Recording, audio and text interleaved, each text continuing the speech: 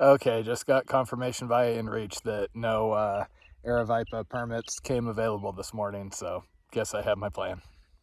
So in the early part of this trail, I had nights that were in the high 20s. So as a result, I have a 30-degree bag, I have down pants, I have down booties, I also have my fleece, and I have my Torrid Puffy. That is basically more clothing than I need for the moment, but I know I'm going east and I'm going to be getting higher. I do have friends who are the sort who will go, oh, well, the weather for the next 2 weeks looks okay, and they'll like send their puffy ahead to save a couple of ounces. To me, that's just really too exhausting.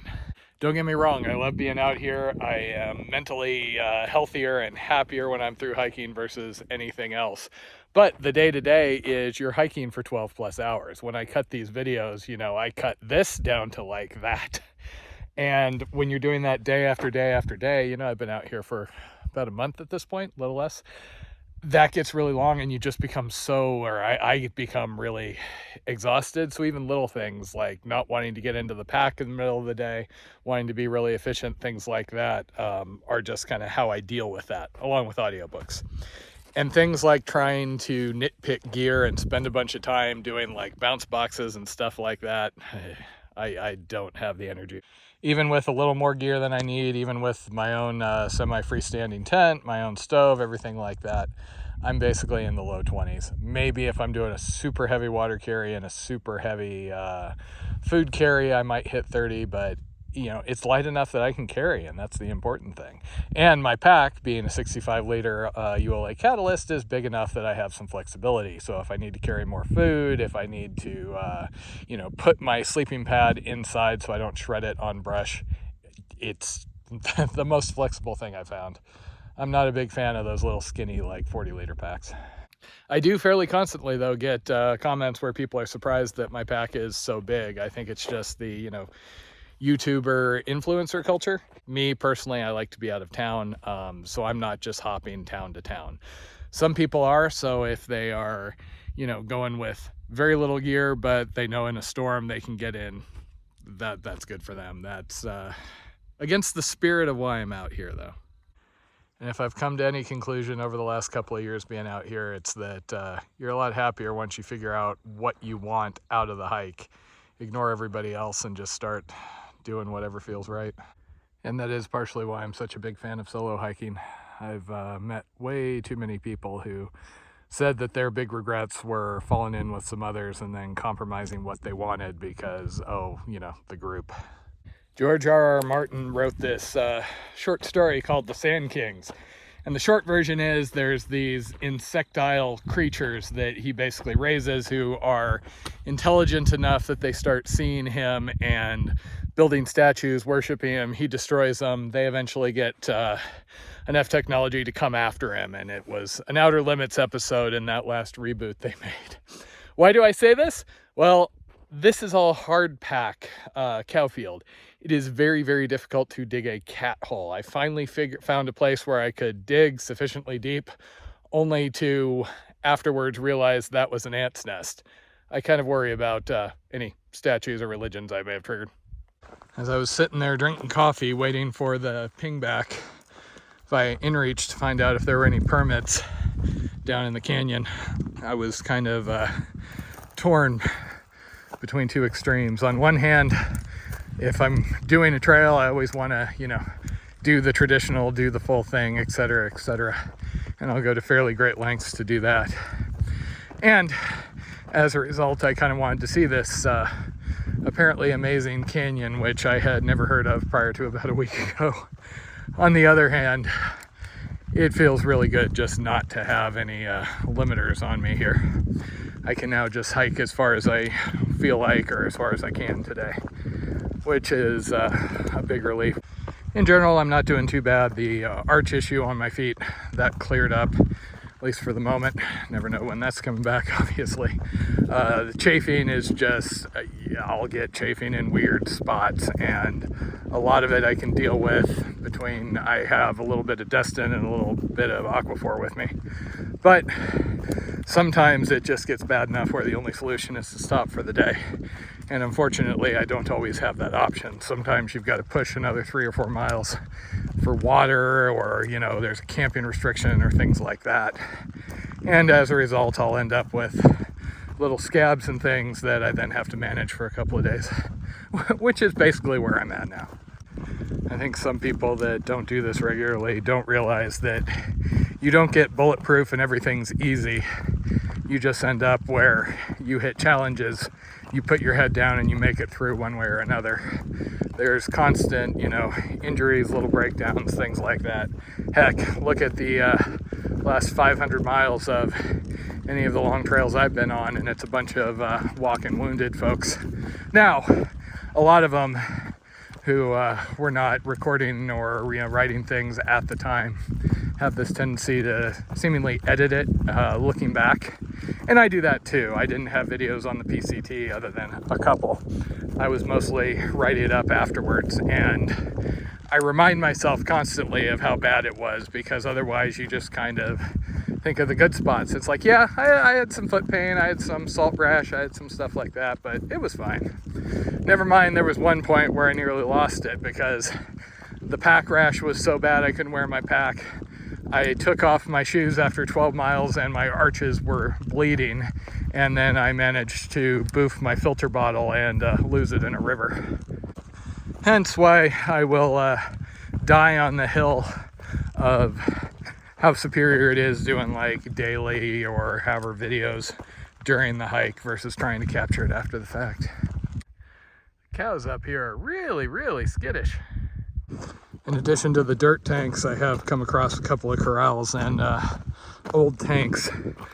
Last one I went over and banged on, it was pretty clear it wasn't holding any water.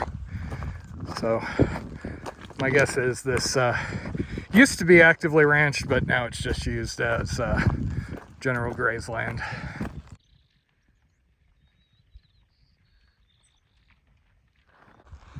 I will say the design of these old tanks is interesting, to say the least.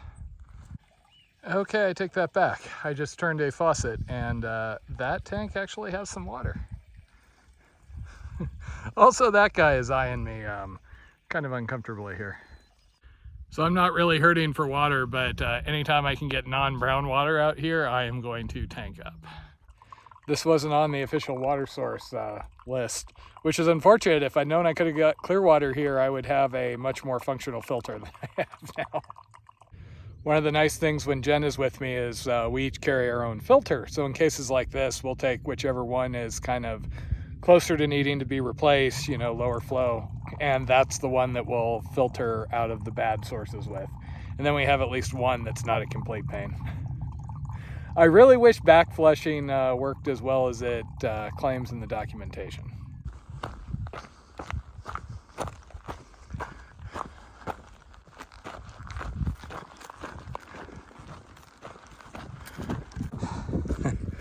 Man, this is cool. They really undersell this alternate in the guide.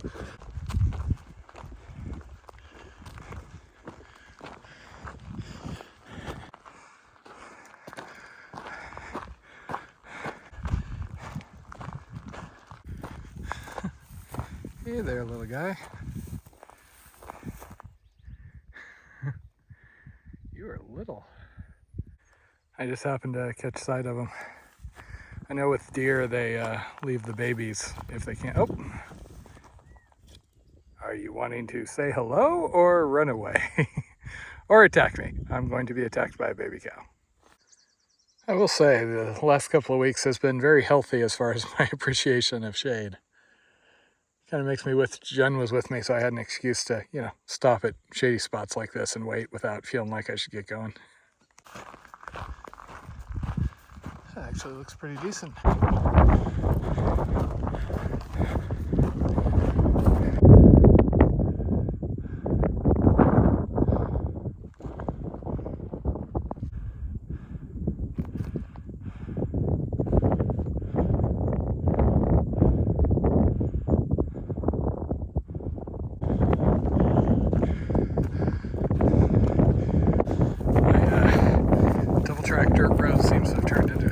Country. I'm seeing remains of a trail, but I think that's mostly just cattle track. I might get away without another dirt stock pond. Granted, that doesn't say this is much better. It does look a little stagnant. Not too bad, other than these little twiggy things like this are cat's claw.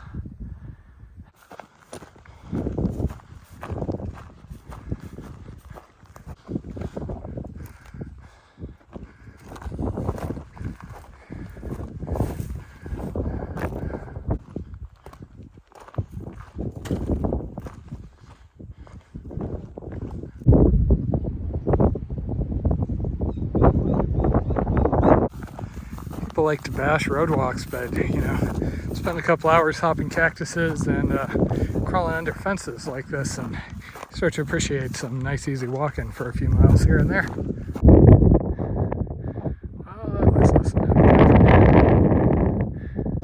I'm starting to wish I'd down climbed that dam. That was the cleanest water I've seen in the last couple hours.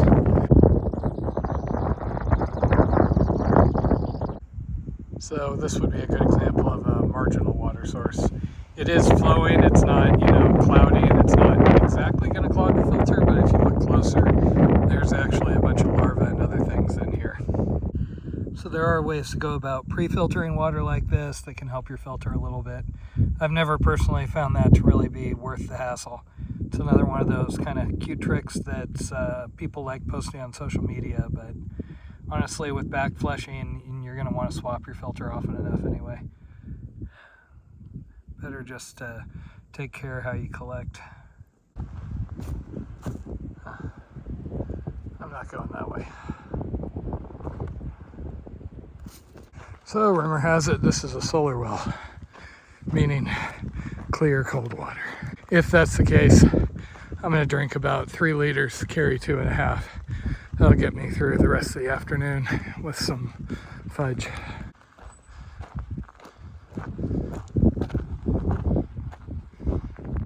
So the big tank was full but kind of green, and these things are full but kind of inaccessible. Even if I can get the top off, I can't get far enough down into it. But I did some digging around the solar panel, and there is one switch you can turn to access water straight out. So yeah. Okay, let's see how many more miles I can get today. That one's so little it keeps falling over.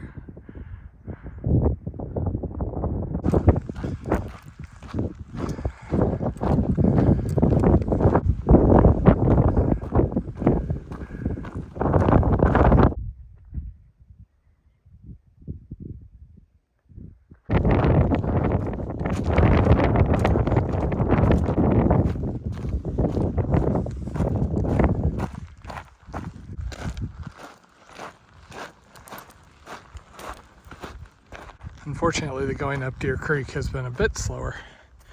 I either get this, which is picking my way through cat's claw, or I'm in deepish sand and rocks in the creek bed.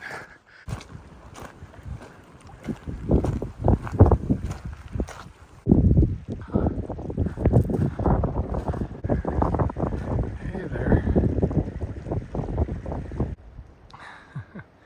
They don't seem to be real thrilled with me being here.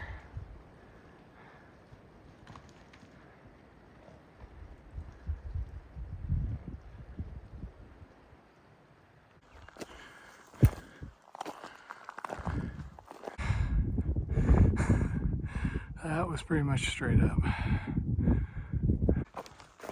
seem to have made a friend that's a little slow, reluctant to get off the road. Okay, this is supposedly the site of another solar well. I'm going to try and find a spot that's not going to be covered in cows, set up for the night.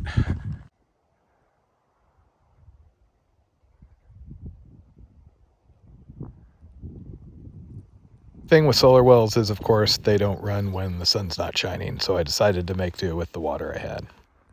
Not too unexpectedly, the amount of cow plop around there is rather fragrant. I'm going to backtrack a short way up the hill.